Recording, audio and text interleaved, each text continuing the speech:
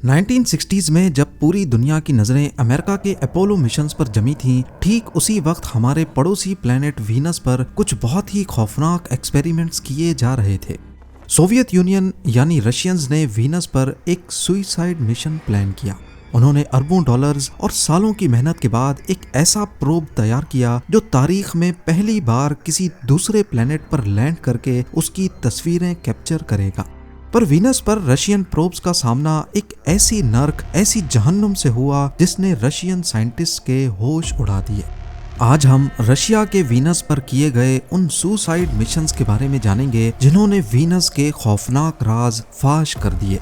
कैसे एक छोटे से कैमरा लेंस के ढक्कन ने रशियंस की सालों की मेहनत और अरबों डॉलर्स खाक में मिला दिए। वहां आखिर ऐसा क्या था कि आज इतनी टेक्नोलॉजी होने के बावजूद भी रशिया वहां कभी वापस लौट कर नहीं गया। ज़ेम टीवी की वीडियोस में एक बार फिर से खुशामदीद। नाजरीन, 1960s और 70s में कोल्ड वॉर अपने उरूज पर थी।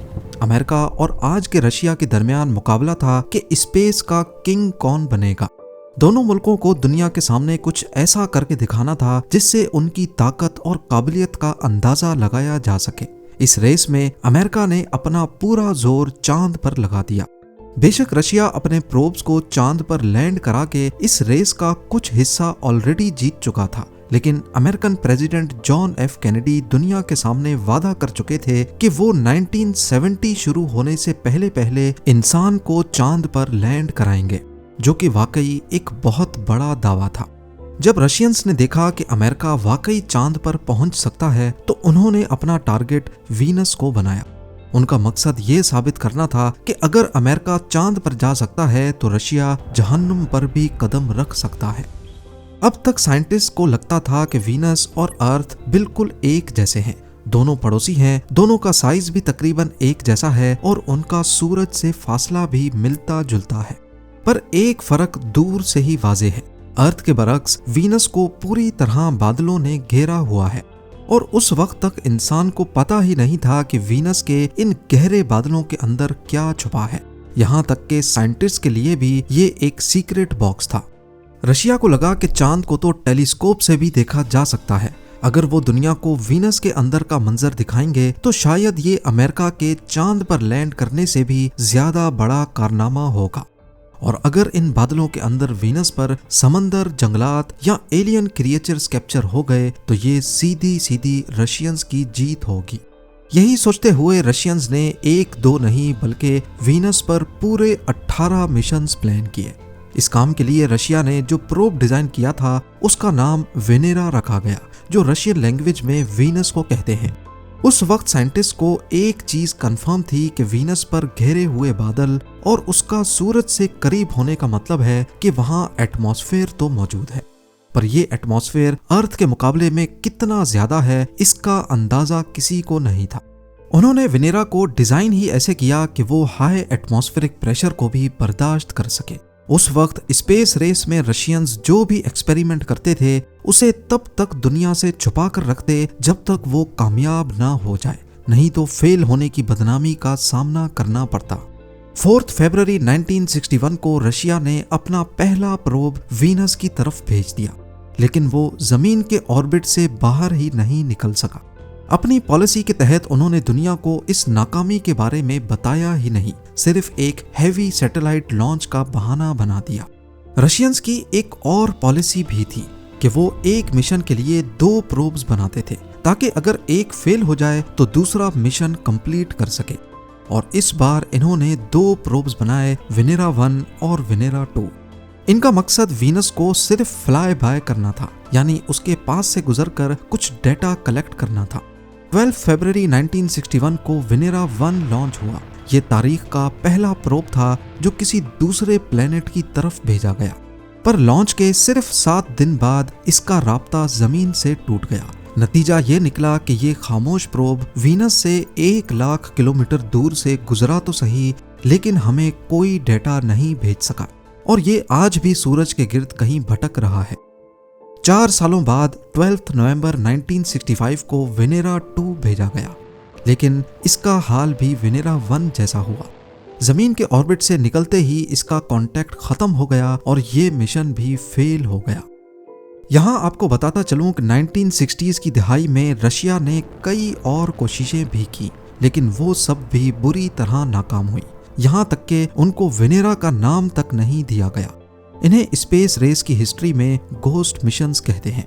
अब बारी आई वेनेरा 3 और 4 की, और ये साल था 1966। इस बार रशियंस ने बड़े और पावरफुल प्रोब्स बनाए जिनका वजन 1 टन रखा गया।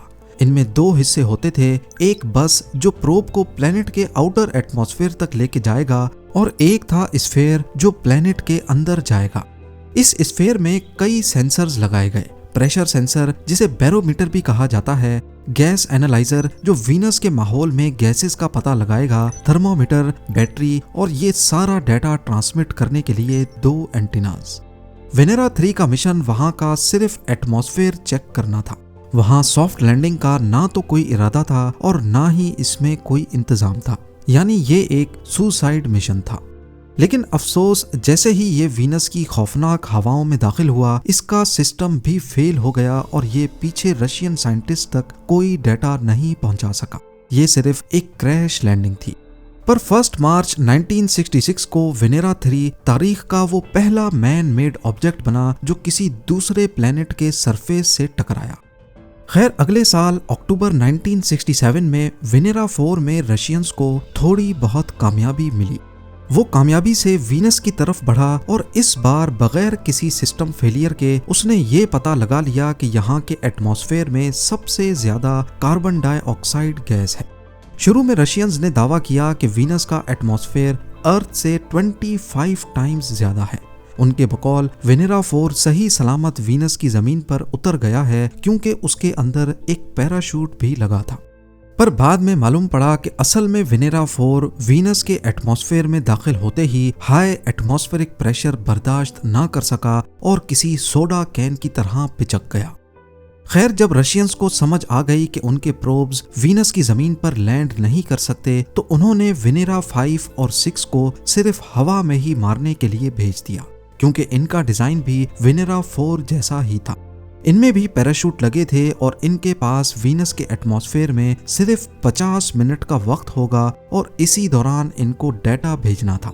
ये दोनों प्रोब्स 1969 में लॉन्च किए गए और इस बार भी नतीजा वही निकला। मजीद कोई इंफॉर्मेशन मिलने से पहले ही ये 1 घंटे के अंदर अंदर क्रश होकर हवा में ही तबाह हो गए। पर रशियंस ने हिम्मत नहीं हारी। अब की बार उन्होंने वेनेरा 7 को हद से ज्यादा मजबूत बनाया। ये प्रोब वाकई एक टैंक जैसा मजबूत था। ये इतना भारी और सख्त था कि इसका मकसद सिर्फ एक रखा गया, वीनस पर जिंदा बचना। मजबूती के चक्कर में इसमें ज्यादा साइंटिफिक इंस्ट्रूमेंट्स भी नहीं लगाए गए, पर शायद वेनेरा की किस्मत ही खराब थी।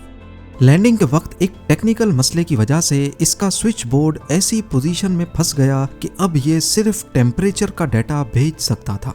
लेकिन रशियन साइंटिस्ट इतने होशियार थे कि उन्होंने सिर्फ उस टेम्परेचर के डाटा से अंदाजा लगा लिया कि वहां की जमीन का एटमॉस्फेरिक प्रेशर अर्थ से 90 टाइम्स ज्यादा है, यानी समंदर में 1 किलोमीटर डीप जितना प्रेशर। एन उस वक्त जब वेनेरा 7 की लैंडिंग करीब पहुंची, एक और मसला आ खड़ा हुआ। इसका पैराशूट फट गया और ये 17 मीटर पर सेकंड की स्पीड से वीनस की जमीन पर आ गिरा। अच्छी खबर ये थी कि वेनेरा 7 बच गया और बुरी खबर ये थी कि ये उल्टा हो गया और इसका एंटीना नीचे की तरफ था। लेकिन रशियन साइंटिस्ट ने हिम्मत नहीं हारी और एंटीना नीचे होने के बावजूद कमजोर सिग्नल को भी पकड़ लिया।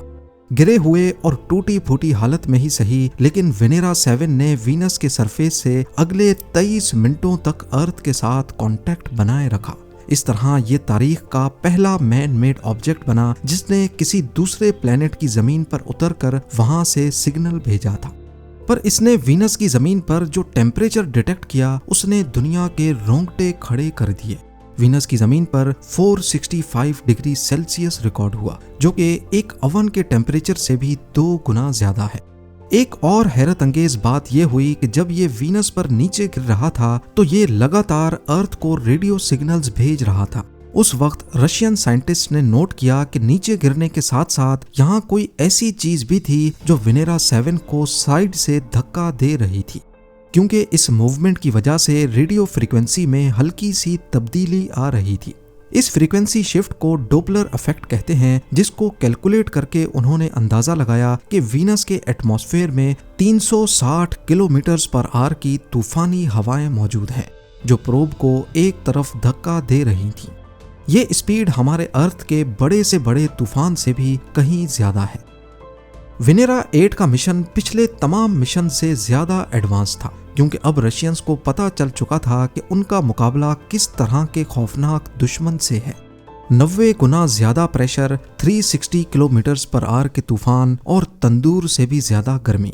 वेनेरा 8 में एक गैमा स्पेक्ट्रोमीटर लगाया गया जो वहां की मिट्टी को टेस्ट करेगा, और एक लाइट सेंसर भी। और इस बार इसको वेनेरा 7 की तरह रात के वक्त नहीं बल्कि जानबूझकर दिन के वक्त लैंड करवाया गया, ताकि ये पता लगाया जा सके कि वीनस पर दिन के वक्त कितनी रोशनी होती है। लाइट सेंसर से कंफर्म हुआ कि घने बादलों के बावजूद वीनस के सरफेस पर इतनी रोशनी होती है कि चीजें नजर आ सकती हैं। लाइट सेंसर की मदद से मालूम पड़ा कि वहां सूरज की रोशनी हर तरफ फैल जाती है, जैसे हमारे पास घने बादलों के वक्त होता है। वेनेरा 8 वीनस की जमीन पर 60 मिनटों के लिए सांस लेता रहा। उस दौर में 465 डिग्री की गर्मी और इतने प्रेशर में किसी भी मशीन का 1 घंटा निकाल लेना भी किसी चमत्कार से कम नहीं था। वेनेरा 9 से 12 तक का दौर रशिया की सबसे बड़ी कामयाबी और सबसे बड़ी बदकिस्मती का दौर था। इन चारों प्रोब्स का डिजाइन काफी मुख्तलिफ रखा गया। 5 टन से ज्यादा भारी और अजीबोगरीब यूएफओ जैसा लैंडर, ये बीच का एक गोल डब्बा जिसमें सारी नाजुक इलेक्ट्रॉनिक्स रखी गई थी, ताकि गर्मी और प्रेशर उन्हें फौरन तबाह ना कर सके। सबसे नीचे एक क्रश रिंग थी जो लैंडिंग के वक्त खुद पिचक जाएगी और एक शॉक एब्जॉर्बर की तरह काम करेगी। और ऊपर छतरी की तरह दिखने वाला ये है एरो ब्रेक, जो लैंडिंग से पहले इसकी स्पीड कम करेगा। इन प्रोब्स में एक ऐसी चीज भी लगी थी जिसका सबको इंतजार था। जी हाँ, कैमराज।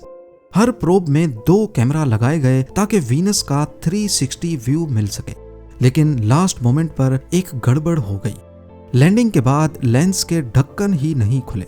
वेनेरा 9 और 10 में सिर्फ एक कैमरा का ढक्कन खुला। वेनेरा 11 और 12 110 मिनट तक जिंदा रहे, लेकिन बदकिस्मती देखिए कि दोनों प्रोब्स के दोनों लेंस कैप्स नहीं खुल पाए। इन्होंने बहुत सारा डाटा भेजा, लेकिन तस्वीर एक भी नहीं। 22 अक्टूबर 1975 को वेनेरा 9 ने एक लेंस के सहारे ही सही, लेकिन वीनस की पहली तस्वीर भेजी।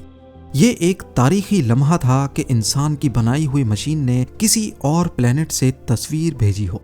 दुनिया ने देखा कि वीनस कोई रेतीला सहरा नहीं बल्कि पथरीली और खौफनाक जमीन है, जहां नोकीले पत्थर बिखरे हुए हैं। अब बारी आई वेनेरा 13 और 14 की। ये सोवियत यूनियन यानी रशिया के गोल्डन एरा की एक शानदार एंडिंग थी।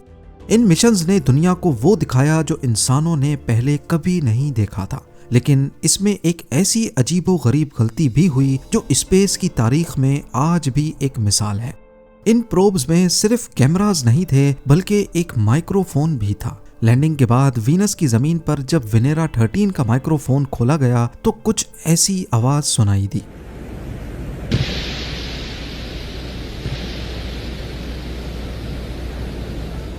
वेनेरा 13 ने तारीख में पहली बार किसी दूसरे प्लेनेट की हवाओं की और बिजली गरजने की आवाज रिकॉर्ड की। इसमें एक ड्रिल और साइज्मोमीटर भी लगा था। वहां की मिट्टी के सैंपल्स ये पता लगाने के लिए काफी थे कि वीनस पर भी अर्थक्वेक्स आते हैं। वेनेरा 13 ने पहली बार वीनस की कलर्ड तस्वीर भी भेजी। इन तस्वीरों से ही आज हमें पता चल सकता है कि वीनस का आसमान ऑरेंज और जमीन ब्राउनिश है। लेकिन वेनेरा 14 के साथ जो हुआ वो सुनकर आप दंग रह जाएंगे। इसमें एक स्प्रिंग लोडेड आर्म लगाई गई जो लैंडिंग के वक्त जमीन पर जोर से टकराकर ये पता लगाएगी कि वीनस की मिट्टी कितनी सख्त है। लेकिन जैसे ही कैमरा का लेंस कैप नीचे गिरा, वो बदकिस्मती से ठीक उसी जगह गिरा जहां उस टेस्टर आर्म ने गिरना था। इसका नतीजा ये निकला कि वो इंस्ट्रूमेंट जमीन की सख्ती चेक करने के बजाय अपने ही कैमरा के ढक्कन की सख्ती नाप बैठा। ऐसे मिलियंस ऑफ डॉलर्स की मेहनत एक छोटे से ढक्कन की वजह से जाया हो गई। आगे चलते हैं। वेनेरा 15 और 16 में रशिया ने प्रोब्स की स्ट्रेटेजी ही बदल ली। जहां पहले प्रोब्स का टारगेट वहां की जमीन पर लैंड करना था, वेनेरा 15 और 16 वीनस को 8 महीने तक ऑर्बिट करते रहे। इसमें सार यानी सिंथेटिक अपर्चर रेडार लगा था, क्योंकि वीनस के बादल इतने घने हैं कि कोई भी कैमरा इस प्लेनेट की फोटो नहीं खींच सकता। सार की मदद से पूरे 8 महीने तक वीनस की जमीन का नक्शा बनाया गया। इन आखिरी मिशंस ने वीनस के घने बादलों का पर्दा चाक किया और हमें बताया कि इस जहन्नुम नुमा प्लेनेट पर 8-8 किलोमीटर ऊंचे पहाड़ और हजारों किलोमीटर लंबे क्रैक्स मौजूद हैं। इन सोवियत मिशंस की वजह से ही आज हम वीनस का मुकम्मल नक्शा देख सकते हैं। बेशक अमेरिका ने रशिया के वेनेरा मिशंस को एक नाकाम एक्सपेरिमेंट करार दिया, लेकिन इन्हीं की वजह से हमें पता चला कि वीनस कितना गर्म है। वहां अर्थ से 90 गुना ज्यादा प्रेशर है। वहां के आसमान में कार्बन डाइऑक्साइड गैस और सल्फ्यूरिक एसिड जैसे तेजाब के बादल हैं। वहां हर वक्त तूफानी नरक जैसी गर्म हवाएं चलती हैं और वहां की जमीन पथरीली और तेजदार पत्थरों से भरी हुई है। स्पेस रेस के दौरान सोवियत यूनियन ने वीनस पर इतने मिशंस किए, कई सीक्रेट तो कई पब्लिक, कि कई लोग आज भी इसको सोवियत प्लेनेट के नाम से पहचानते हैं। यहाँ तक कि वहाँ की कई वादियों और क्रेटर्स को रशियन नाम दिए गए हैं। वीनस के बादल सल्फ्यूरिक एसिड से बने हैं, तो वहाँ तेजाब की बारिश जमीन तक क्यों नहीं पहुँच सकती? इसका जवाब मुझे कमेंट सेक्शन में दीजिएगा। उम्मीद है जेम टीवी की ये वीडियो भी आप लोग भरपूर लाइक और शेयर करेंगे। मिलते हैं अगली शानदार वीडियो में।